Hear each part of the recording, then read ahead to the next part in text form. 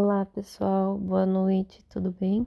Estamos aqui mais uma vez reunidos para o Evangelho do Segundo Espiritismo e vamos fazer um novo estudo hoje, ainda na introdução.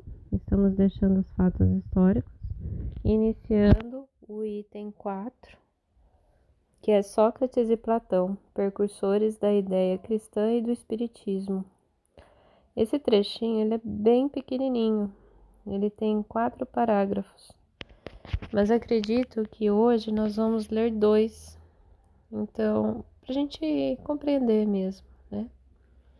Então, eu vou convidar todo mundo a fechar os olhos, agradecer a Deus por mais essa oportunidade de estarmos vivos, de podermos conhecer o Evangelho de Jesus, de podermos aplicar no nosso dia a dia, por mais difícil que seja a dor que estamos passando, por pior que seja a situação que Deus está revelando em nossa vida, a gente tem Jesus segurando a nossa mão.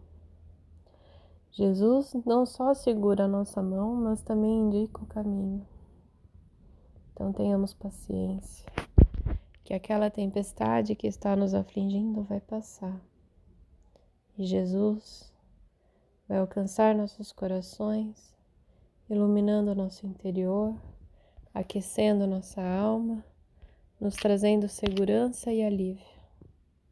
Obrigado, Pai, por mais essa noite. Que seja sempre feita a sua vontade. Olá, pessoal. Vamos começar? Do fato de que Jesus deve ter conhecido a seita dos essênios, seria errado concluir que dela auriu sua doutrina, e que se tivesse vivido em outro meio, teria professado outros princípios. Gente, pensando aqui nesse trechinho, a essência das pessoas vem de dentro para fora. No decorrer da nossa vida, nós podemos encontrar caminhos que nós vamos nos afinizar, vamos adquirir conhecimento e vamos propagá-lo. Mas se tratando de Jesus, o Filho de Deus, enviado de Deus, ele mandou o seu Filho. A essência da natureza de Deus, do Evangelho, estava já em seus pensamentos, em seus gestos. Ele era o verdadeiro herdeiro de Deus diante de todos nós. Ele desceu dos céus para vir nos mostrar a riqueza que é viver ao lado de Deus. Veio nos mostrar um Deus amoroso. Então, muitas vezes, a gente se prende aqui na matéria e quer encontrar meios de justificar a essência de Jesus.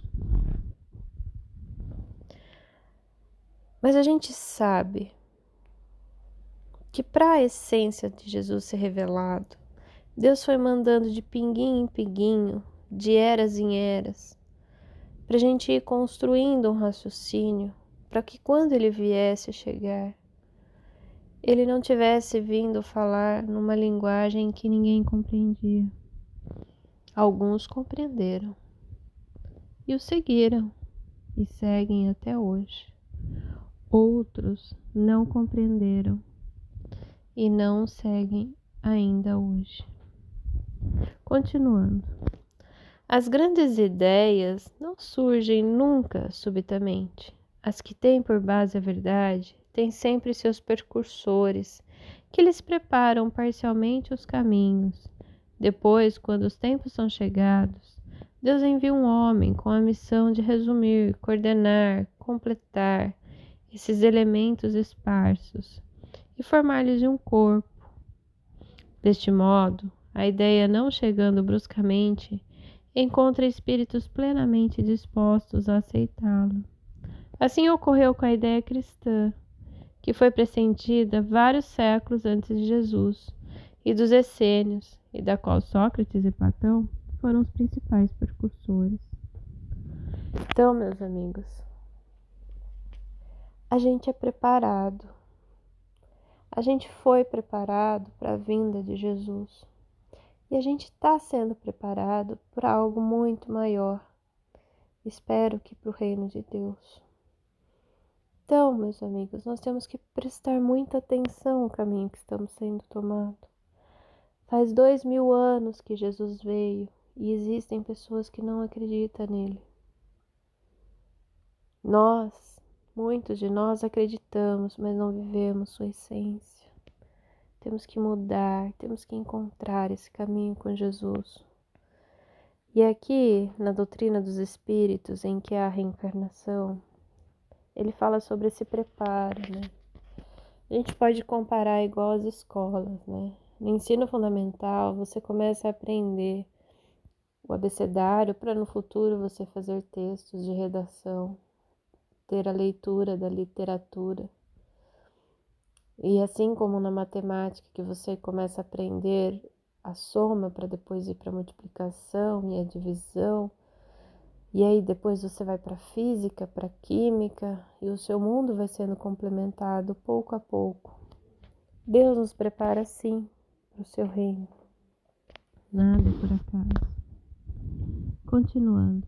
Sócrates, da mesma forma que Cristo, nada escreveu, ou pelo menos não deixou nenhum escrito. Como ele morreu, a morte dos criminosos, vítima do fanatismo por ter atacado as crenças tradicionais e colocado a virtude real acima da hipocrisia e do simulacro das formas, numa palavra, por ter combatido os preconceitos religiosos. Pessoal, quando a gente vem trazer uma verdade que vai além dos preceitos religiosos, porque a igreja fica limitada, sem acompanhar com a ciência, com a filosofia. O conhecimento do homem precisa estar um caminhando junto com o outro. A lei de Deus não pode ser contra a ciência. Então nós precisamos unir as forças. Deus, ele é lógico, ele é universal, ele é bondoso.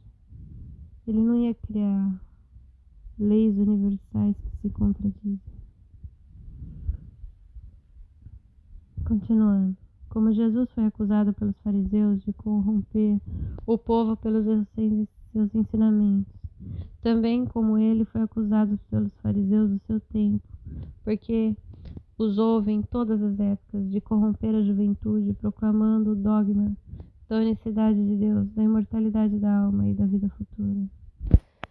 Quando a gente nada contra a maré para encontrar o caminho certo, às vezes somos julgados, colocados de lado e enfrentamos uma série de situações, porque o tempo não estava avançado o suficiente para compreender o que está sendo dito. Continuando. Da mesma forma ainda que não conhecemos a doutrina de Jesus, senão pelos escritos dos discípulos, não conhecemos a de Sócrates, senão pelos escritos de seu discípulo Platão.